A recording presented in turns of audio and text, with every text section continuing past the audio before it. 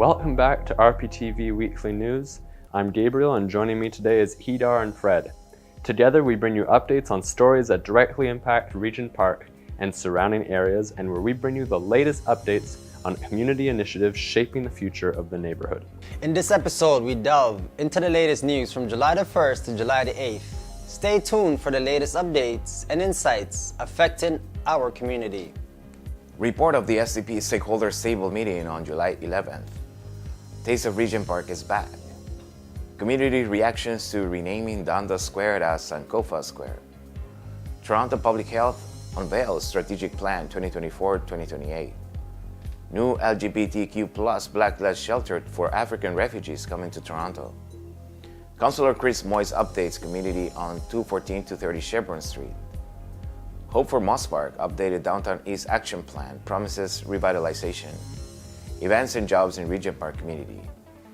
Report of the SDP Stakeholder Stable meeting on July 11th. The Regent Park Social Development Plan Stakeholder Stable convened for its quarterly meeting, making a significant moment in the ongoing efforts to enhance the social fabric of the neighborhood. The role of the SDP is to promote social cohesion and inclusion. The meeting followed an agenda aimed at fostering community collaboration and strategic planning. Chaired by Walid Kogali and Gail Lynch, esteemed residents of the neighborhood, the meeting began with a warm welcome and land acknowledgement. Walid Kogali provided an overview of the meeting's purpose, emphasizing the opportunity for stakeholders to reflect on their participation and provide feedback to enhance the effectiveness of the SDP. Gail Lynch reviewed the SDP structure, outlining the roles and responsibilities of the working committees, which are communications, community building, safety, employment and economic development, and evaluation and benchmarks. The Regent Park Social Development Plan, as you know it, the SDP, aims to create a socially inclusive and cohesive community where everyone feels they belong. The plan focuses on 4 areas: safety, employment and economic development, community building, and communications. Each area has a dedicated working group responsible for developing and implementing action plans with resident engagement. The SDP Stakeholders Table, which is you, oversees the progress, creates work plans, sources resources, supports working groups, and allocates funds. The community is integral to the SDP success, participating in consultations, providing feedback, and holding the SDP accountable. Adonis Huggins of the Communications Committee outlined the group discussions where attendees engaged in lively exchanges to gather feedback on SDP initiatives and decision-making processes. Hi everyone, my name's Adonis Huggins and I'm part of the Communications Committee. So welcome, I'm glad to see everyone here today. We're just about to start dinner, and I gotta remind you that when you registered, you should have got a ticket, a food ticket. That is your meal ticket. So without the meal ticket, you'll have to go and register. Make sure you're registered. Once you get your food, we're gonna organize, what we'd like to do is go to the interactive part of the next session, which is around tables. So grab your food and sit around one of the tables that we have organized there, because it's not going to be up the front anymore.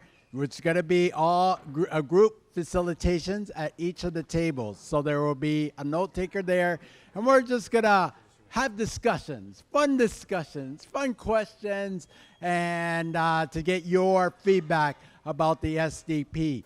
Michael Rosenberg explained the strategic plan, underscoring its importance in guiding future initiatives and ensuring the SDP remains relevant and effective. The strategic plan is to help us be more effective, to review what we've been doing over the last few years and what we need to do in the next few years and how we can do it better and actually achieve more results. So in order to do this strategic plan, we've broken up the topics that need to be discussed into various topics. And we've had a few meetings so far, and there'll be a few more probably in September. And as a result of how the topics were broken out, there are two topics for today's meeting. Two topics. So we're going to be talking about these meetings themselves, the stakeholders table meetings. So what would people like to see at these meetings and how could they be different? And the second topic is participation and decision making in all of the working groups, this stakeholders table, the committees, all parts of the SDP, and how do you participate and how do you get involved in decision making? So those are the two topics that will happen at the tables. Breakout room sessions follow, focusing on two critical topics: enhancing stakeholder engagement at future meetings and improving community participation in decision-making. The meeting concluded with announcements including details about an upcoming SDP Refresh meeting scheduled for July 16th, aimed at further refining the SDP's strategic direction and action plans.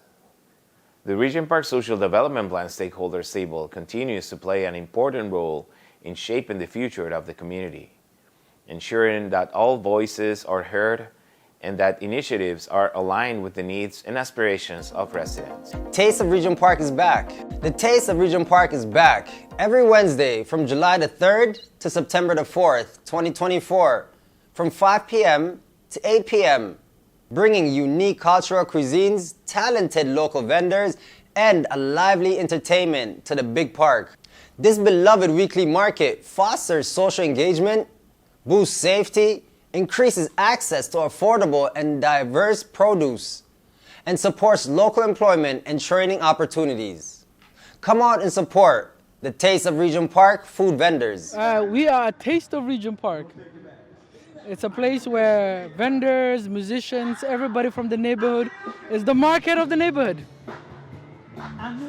And what are you doing here today? So there's two sides to me, and today I'm the entrepreneur selling a mango shake. The store is called Mo and I, Mohammed and Ibrahim. And today our first menu is we're selling mango shakes. Yeah, that sounds good. I've had them before. They're delicious. What do you think is the importance of an event like this for the neighborhood? I think the most important part is for folks to experiment. There's a lot of entrepreneurs, as you see, and there isn't a place for them to learn about entrepreneurship, experiment with their ingredients, see if there's a market for it. So this festival, this 10 weeks, gives you the opportunity to see what sells and to take it to the next level if you're ready for it. PJ is my name. PJ, nice to meet you. And PJ, what are you doing here? Today is a great day because it's a Fred Victor's occasion, whereby vendors come here and they're being able to come and merchandise their things. We have the table that I'm in right now as a volunteer. We are taking care of the kids and make sure that their kids come and feel they're at the right price. So this one is bringing the community. It's a part of integrating the community. People come culturally with what they have, or they can say, we have vendors here. Some are selling clothes, some are selling food, some are selling something like vegetables that you can go and cook at home. So it's from different cultures. So through Fred Victor's, they bring all communities together. And the city of Toronto today, from now up to the month of, I think, September, we'll be here.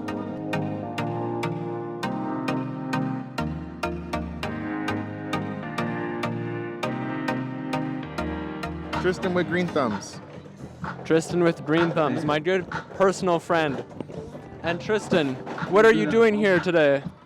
So, I am hosting a table with Green Thumbs, Growing Kids. We're a nonprofit organization based in Regent Park, and we focus on providing gardening and agriculture for the community. Nice. And what are you doing at this event today?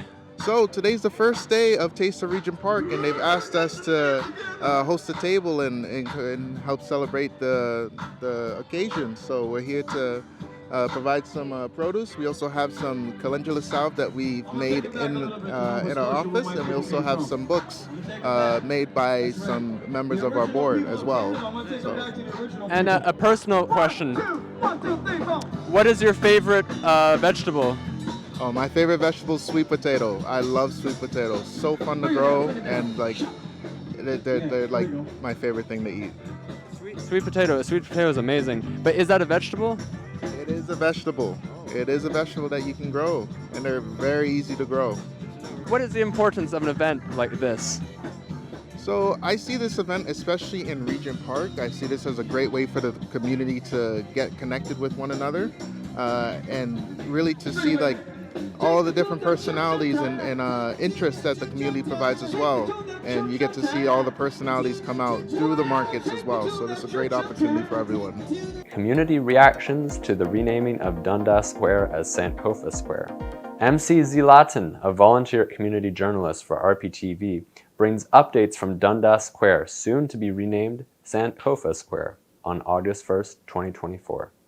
The renaming decision follows controversy surrounding its current namesake, Henry Dundas, a British politician who delayed the abolition of slavery by 15 years. Sankofa, rooted in the Akan culture of Ghana, symbolizes the importance of reflecting on and reclaiming the past. The interviews will explore public awareness of the renaming, opinions on the change, feelings about the estimated $860,000 cost, and whether residents believe this is an appropriate use of city funds amidst other issues. Stay tuned as we dive into the community's thoughts on this historic change. MC Zlatan, the Mike Beast of Toronto, RPTV, you know what we do.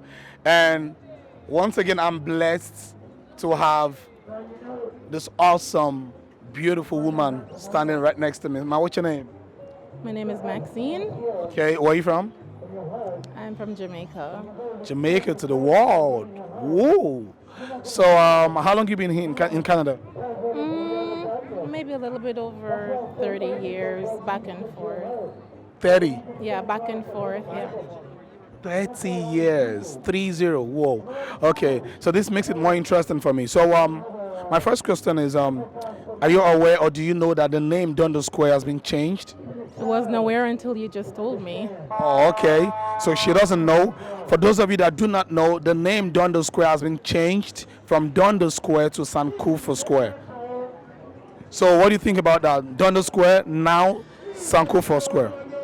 Well, based on what you told me about the history of the person who it was named after, I feel like the times have changed and we're holding a lot of people responsible for what they did in history on the negative side. So, I mean, there's time for change, and it's time for change. The time for change is now. The change is now. You had it. The change is now. So, do you think people would adjust to the change real quick, or what do you think? Well, I mean, some people will say that, you know, there's no need for the change. It's been here for I don't know how many years. And some people, they're still on that thing where, you know, it's their race. They can do anything, whatever they want to. So it's fine with them. Like some people don't have discretion, you know. But as I say, the time to hold people responsible for what they did is now. So there's no turning back.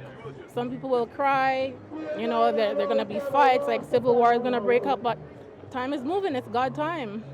You heard it. It is what it is. It's God's time. Time has come, change has come. You have to embrace it, you have to accept it, right? Yes, just have to accept it. You know, just love one another.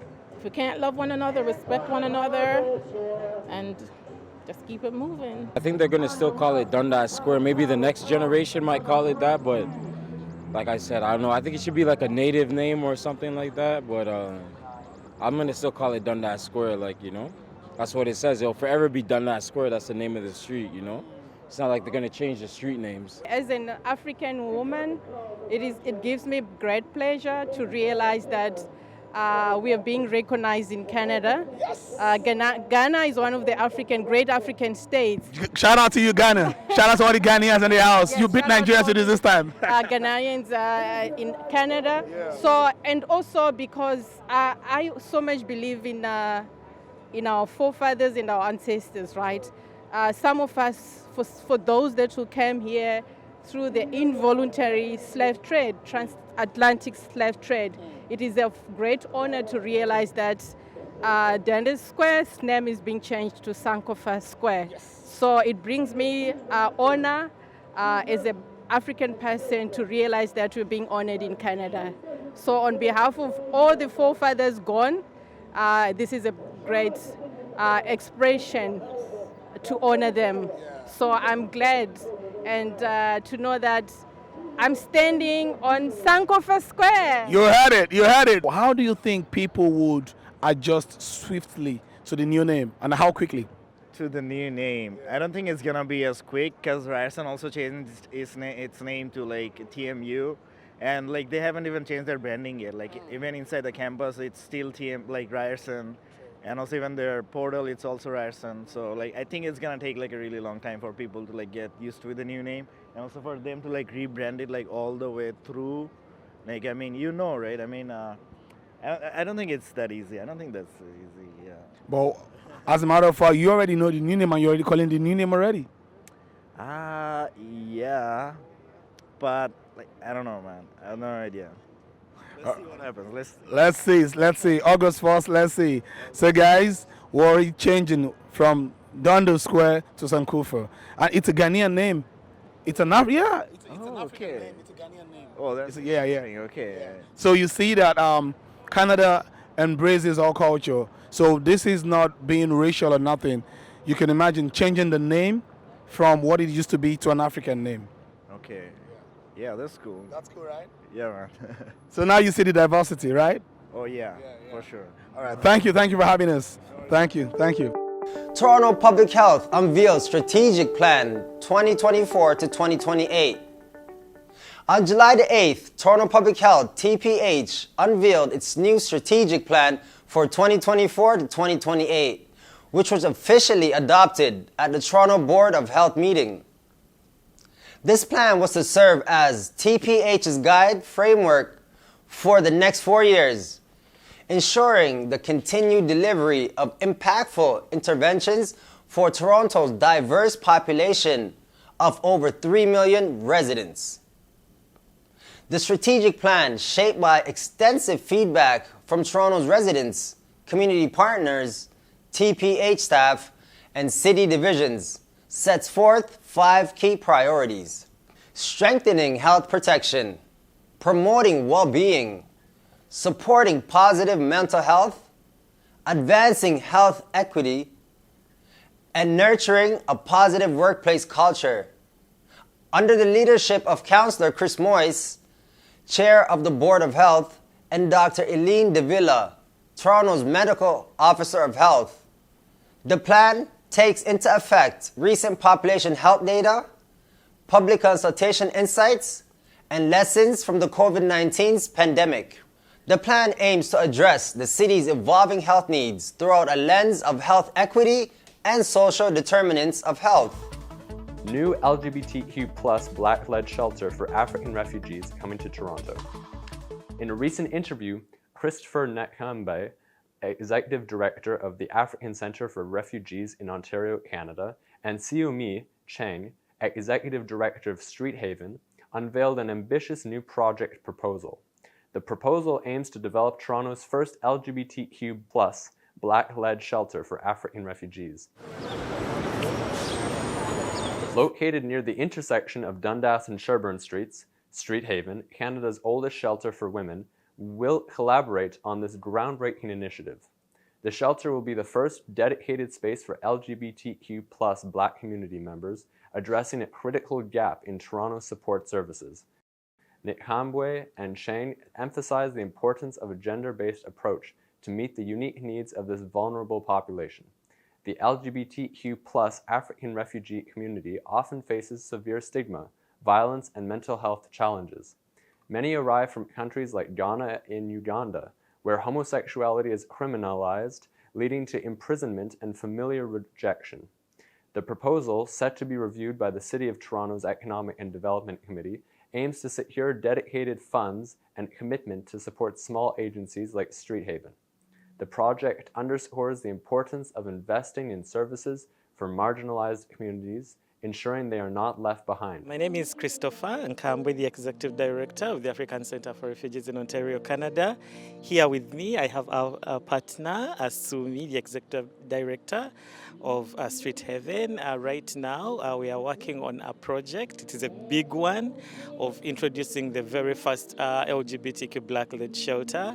What we are working on now is we want to present to the city our proposal, which we are working on, and the great news is that the city is expecting our proposal to go through it and see where necessary what needs to be done to improve the proposal, so that when it goes to the Economic Development Committee, it is just good enough to go through and we acquire one. I know it takes some long time, but I know we will get there. And I would really, really want to thank Asumi for the amazing work that she's doing to support the African Centre for Refugees, and to thank her for the time she's spending with us, and also thank the time that we met since last year during the crisis until now, that we are still strong partners with Sumi. Yeah. Sure, yeah. I think it's very important through Christopher's leadership and vision, this first shelter, I think what makes it very important is that it is the first African refugee and claimant shelter for members of the LGBTQI plus community. We don't have one in Toronto right now, and given the refugee crisis, this issue has become very significant. Christopher didn't share his statistics, and I will share it on his behalf, but 1 year ago, he told me that he had 1,500 clients in his center. He now has 3,500 clients. And every month that continues to grow by hundreds of individuals. That shows that there's a growing pressure amongst that community that's not being properly supported. There are definitely concerns about safety, about stigma, about mental health and trauma, and that's why a special shelter like this is required for that community and that population. It'll be responsive not only to the fact that they are African refugees and claimants, but also responsive to the fact that they belong to that community, which has unfortunately faced a lot of stigma, violence, and have been met with a lot of resistance, both policy-wise and sadly in a lot of the countries that we're seeing these refugee claimants and refugees from, it's illegal to belong to that community. And that has brought them here to Canada with a lot of concerns and kind of internalization of that trauma. This center and this refugee shelter that Chris wants to develop in partnership with us, because we will be helping the ACR with how to operate it. As you know, we have operated Canada's oldest women's shelter. We have deep experience in operating shelters with a very inclusive and trauma-informed way. In terms of what's happening with the refugee crisis, and Chris, you have even more words to say on this, we continue to see homeless and shelterless women coming to our doors, including members of that community. They often come with very little supports. Many of them actually don't even have a meal, and oftentimes, even though we cannot offer them a bed because there's no movement right now in the shelter system, we are able to at least offer them a meal. I think one thing that's really concerned me is that there's really not a lot of supports for even these refugees who are shelterless and homeless to even feed themselves, and that's a basic human right that really is a responsibility of the City of Toronto, as well as all levels of government. But these are individuals in crisis and really need to respond immediately. Did you want to talk a little bit more about the refugees and claimants? Yes, in addition to what Sumi has said, as we continue to see so many people coming in, especially we've been talking to the city about this issue, especially people from Ghana, Uganda, where the anti-homosexuality bill is being passed, you know. So we anticipate to see so many people coming in due to these laws that affect the people's living back home in Uganda and in Ghana. Once you are caught being gay or what, you are liable to a 10 years imprisonment. You are liable to being sacked from your job. You know, you are liable to being evicted from your home. You are denied by your families. So people want to leave these countries to come to Canada for a safe environment. And what we are doing right now is to create an environment that when they get here, they find a place we call home. That is what we are working on right now with Street Haven.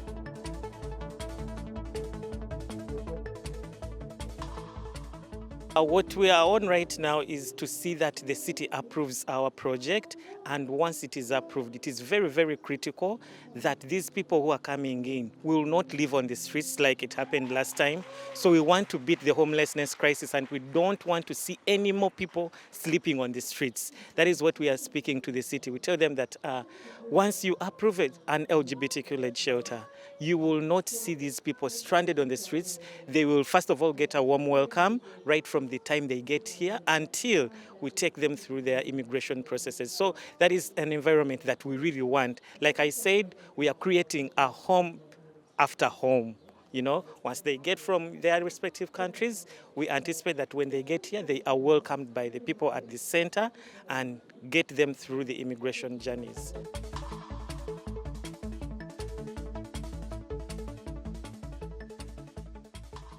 We've seen that LGBTQ refugees and other people have been taken to shelter programs.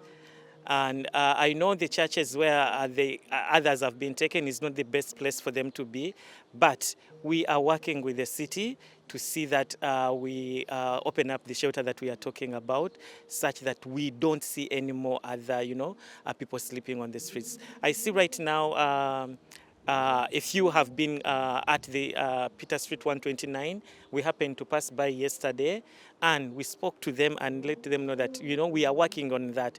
And others, since I work in a shelter, we've been able to get their Smith numbers, and we just give them a temporary beds in the shelters.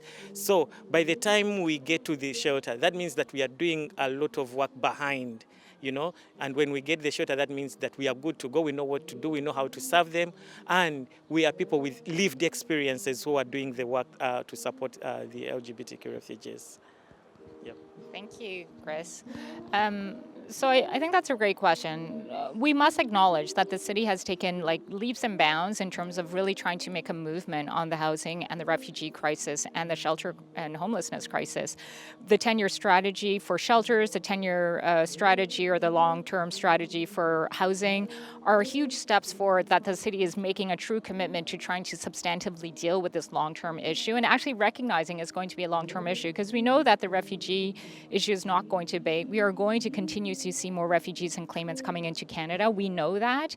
I think what worries me against this backdrop is that we mustn't forget that services for women and members of the 2S LGBTQI+ community are very important, and I'm concerned that there may be a marginalization because small agencies like ourselves may get left behind as they build these large supportive housing complexes and other affordable housing complexes. Remember, there needs to be a trauma-informed and gendered approach to housing and shelters because it recognizes that there are particular issues that these communities face, and there's associated trauma with the history of some of our clients because of their gender, because of the fact that they belong to this community. And that is the one issue that I really would urge that the city continue to consider, is making substantive investments, ring-fence funding for both shelter and supportive housing, because as I mentioned to Chris recently, I said, let's not stop at the shelter. We need supportive housing and housing for your clients, right? That the point is to move them towards housing security. And that's kind of where the future we all need to go. Our friends and partners who support very vulnerable communities are not seeing that equal investment, and we need to urge City Council, to urge City of Toronto, that we need to ring fence and ensure that there are dedicated funds and that there's a dedicated commitment to helping small agencies such as ourselves to be able to move towards housing development. We have huge ambitions here at Street Haven. If you look at our property, it's huge. We want to build housing. We can build housing. We could, in fact, build 60 new housing units if we were just given investments to do that within the next 2 years. But we've been stuck in this kind of bureaucratic limbo and policy issue and all sorts of things. So that's the one comment I really felt like we had to make. And I think it would also definitely impact your clients as well, the fact that we have to make those investments. Councillor Chris Moise updates community on 214-230 Sherbourne Street. Councillor Chris Moise has provided an update on the efforts to revitalize 214-230 Sherbourne Street. The site, long targeted for affordable housing, was acquired by KingSett Capital in 2022.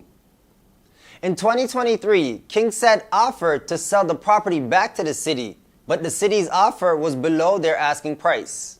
Moise stressed the city's financial constraints and the need to wisely allocate resources for affordable housing. While discussions with KingSec continue, the company is expected to pursue rezoning. Updates are anticipated in the fall. In a statement, Chris Moise emphasized that both he and Mayor Chow remain dedicated to securing properties for affordable housing and thanked advocates for their ongoing efforts. Hope for Moss Park updated Downtown East Action Plan promises revitalization. Andre Berman, editor of the Bridge local newspaper, highlighted the updated action plan for Moss Park's revitalization. Unlike the successful transformation of Regent Park, Moss Park has faced decades of underinvestment, resulting in poor living conditions and high crime rates. The Toronto Community Housing has long known about these issues. Despite the 2019 business case, City Council had not acted until now. The new Downtown East Action Plan includes $50,000 to develop a guide for city investment in revitalizing Moss Park. As Moss Park undergoes significant public and private sector investments, including a new subway line and high-rise condo developments, it is crucial for the Council to leverage community assets to improve safety, stability, and social cohesion. Thousands of TCAC tenants and unhoused residents in Moss Park deserve better, and this updated action plan may be a step in the right direction. Andre Vermont praised city staff and Councillor Chris Moise for their efforts, but stressed the need for ongoing commitment to ensure the plan's success. Now, for events and jobs in the community. You are invited to the Regent Park Social Development Plan Refresh presentation on July 16th at the Regent Park Community Center first floor from 6:30 to 8 p.m. The community will discuss the findings, recommendations, priorities of the Social Development Plan Refresh. For questions, contact richard@richard.kirwan@toronto.ca. Thunder Woman Healing Lodge Society invites you to celebrate International Overdose Awareness Day with hot dog lunch at 413 Dundas Street East from 12 p.m. to 3 p.m. on Saturday, August 31st. Hope to see you there. Regent Park Neighborhood Association is hiring Canada Summer Jobs Program 2024. 30 hours per week, 8-week contract, $16.55 per hour. For Regent Park Cafe Coordinator, Marketing and Social Media, Community Engagement, Data Analysis, Arts and Design, and Ambassadors. Send your resume and cover letter to rpna.info@gmail.com. RPCHC Child and Youth Social Work, ages 12 to 24, short-term 8 to 10 sessions of counseling, case management, and system navigation. To book an appointment, contact Sumaya at sumayaf@regentparkchc.org. The Children's Book Bank in Regent Park offers free books for all kids. All children and families are welcome. Regent Park Safety Network invites you to join the Community Buddies Safety Walks every Wednesday, 8 p.m. at the Bake Oven. If you have questions, please call Leonard Schwartz at 416-845-5994. Toronto Community Housing, Our Spaces, Your Ideas. Tenants can book a TCHC common space for community events or programs. Types of bookings include private events, one-time bookings, recurrent events. For more information, contact Felicia White at 416-356-7603.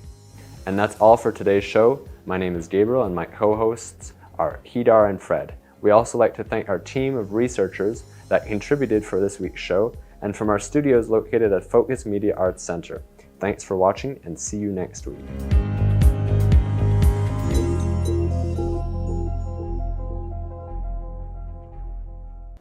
Don't forget to like, comment, share, and subscribe to our YouTube channel. And please follow our social media platforms. For more information, check out our website.